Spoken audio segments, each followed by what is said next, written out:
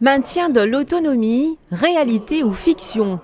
C'était le thème d'une conférence proposée dans le cadre de l'UTL, l'Université du temps libre, rattachée au service universitaire de la formation continue. Un temps d'échange animé par Catherine Massina, docteur en neuropsychologie clinique. L'occasion de rappeler ce qu'est l'autonomie et surtout de faire réfléchir sur la question de son maintien. Je veux maintenir ma liberté dans le faire, dans l'agir, dans le fait d'exister avec certaines valeurs, dans le fait de pouvoir agir encore, même si je ne suis plus un acteur passif dans le système, comment moi je peux agir pour maintenir mon autonomie, ma liberté d'aller, venir, ma liberté d'avoir accès à des loisirs, ma liberté de construire un nouveau projet, ma liberté d'être un acteur aidant pour celui qui est en difficulté.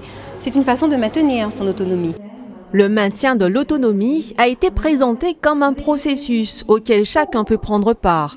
L'individu, à condition d'être motivé, et la société tout entière.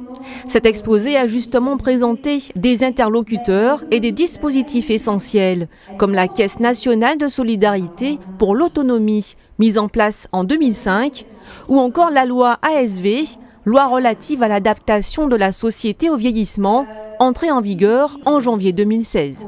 Cette loi prévoit la prévention, l'accompagnement des établissements qui sont les établissements médico-sociaux, l'accompagnement des personnes âgées. Elle prévoit aussi l'accompagnement des aidants, le financement de projets. Il y a aussi une partie qui est financière, la conférence des financeurs. Cette conférence des financeurs, justement, va permettre de financer des projets, justement, pour mettre en place des activités du maintien de l'autonomie, par exemple, ou une structure plus adaptée à la personne qui vieillit, qui ne veut pas rester chez elle, mais tout en étant dans une structure qui ressemblerait à la maison. Ça permet justement, cette loi a pour but de permettre à l'individu de vivre bien dans le système. De précieuses informations qui ont particulièrement intéressé les participants. La question essentielle que je me pose, c'est comment faire justement pour éviter cette dépendance vis-à-vis d'autrui.